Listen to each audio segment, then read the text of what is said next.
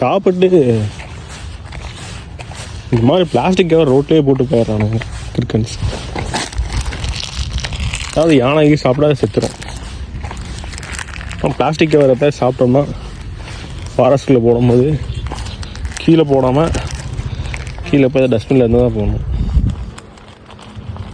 எடுத்து பாக்கெட்டில் வச்சுக்கணும்.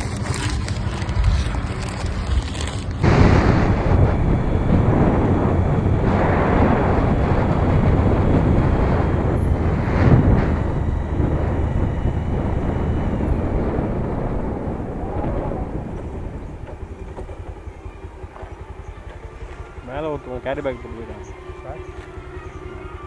சூப்பர்.